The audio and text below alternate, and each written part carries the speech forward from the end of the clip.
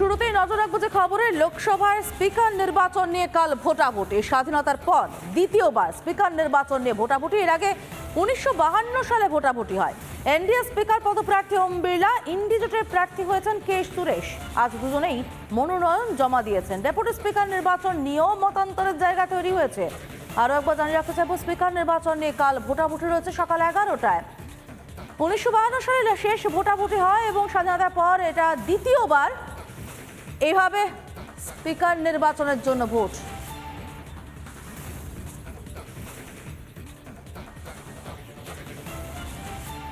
আমাদের সঙ্গে সরাসরি রয়েছে কিশোলয়। আমি চলে যাবো সরাসরি কিশোলয়ের কাছে। কিশোলয়, কোথাও কি মনে হচ্ছে না যে জনস্বার্থ বাদ দিয়ে শুধুই সময় নষ্টের জন্য বিরোধীরা উঠে পড়ে লেগে গেছে?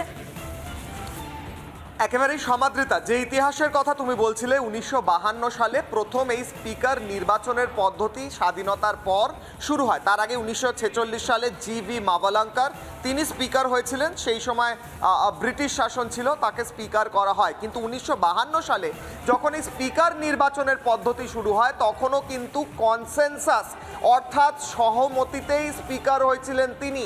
তখনও কিন্তু দুজন ক্যান্ডিডেট ছিলেন না।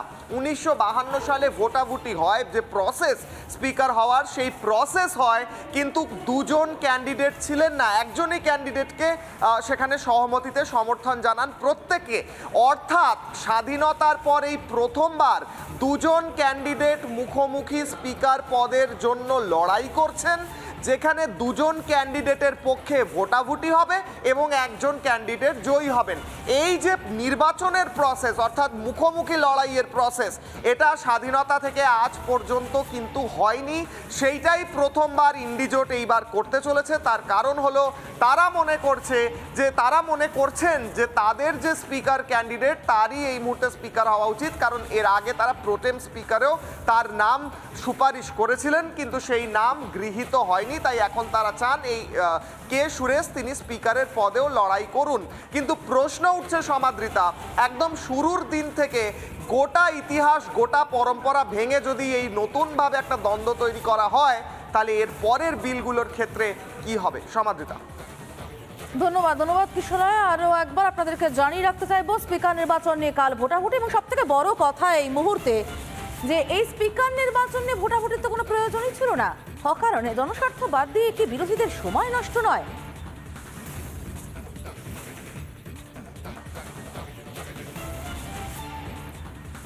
আরো একবার জানিয়ে রাখতে চাইবো, এনডিএ স্পিকার পদপ্রার্থী ওম বিড়লা, ইন্ডিজোটের প্রার্থী হয়েছেন কে সুরেশ। এই কে সুরেশকে কিন্তু প্রোটেম স্পিকার করার চেষ্টা করেছিল ইন্ডিজোট, এবং সেই প্রোটেম স্পিকার ইন্ডিজোটের ইচ্ছে মতো বাছা হয়নি বলে আমরা দেখেছি সংবিধান হাতে সংসদের বাইরে বিক্ষোভের ছবিটাও।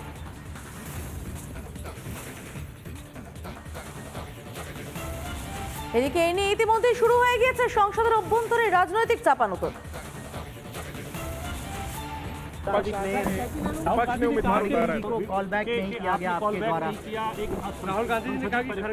ऐसे जहाँ तक खड़गे जी का प्रश्न है, एक सीनियर लीडर हैं, मैं उनका सम्मान करता हूँ। कल से लेकर आज तक उनसे 3 बार हमारी बात हुई।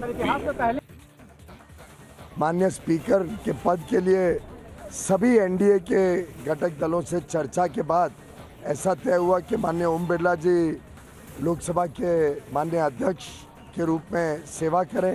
माननीय राजनाथ सिंह जी ने चर्चा करनी चाहिए पर वो किधर व्यस्त थे। बालू जी और वेणुगोपाल जी से बात हुई, उसमें जिस प्रकार से एक पुरानी मानसिकता है कि हम डिक्टेट करेंगे टर्म्स को, उस मानसिकता को फिर से दिखाया गया कि नहीं, शर्त है कि पहले लोकसभा का उपाध्यक्ष कौन होगा वो पहले तय करें, फिर अध्यक्ष के लिए समर्थन मिलेगा।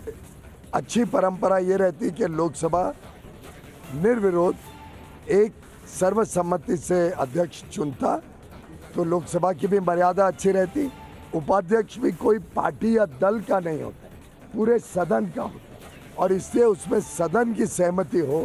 ऐसे शर्तों के आधार पर कि किसी एक पर्टिकुलर व्यक्ति या पर्टिकुलर पक्ष का ही उपाध्यक्ष हो, वो लोकसभा की कोई परंपरा में नहीं बैठता।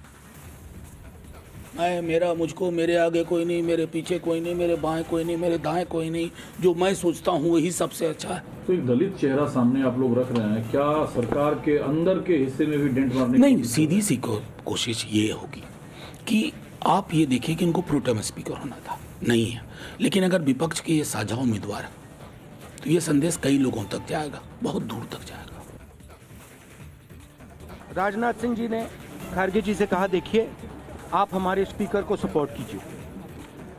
ऑपोजिशन, पूरी ऑपोजिशन ने कहा है, हमने सब के सब से बात की है, पूरे ऑपोजिशन ने कहा है कि हम स्पीकर को सपोर्ट करेंगे, मगर कन्वेंशन ये है कि डेप्यूटी स्पीकर ऑपोजिशन को मिलना चाहिए। राजनाथ सिंह जी ने कल शाम कहा था कि वो खड़गे जी को कॉल रिटर्न करेंगे।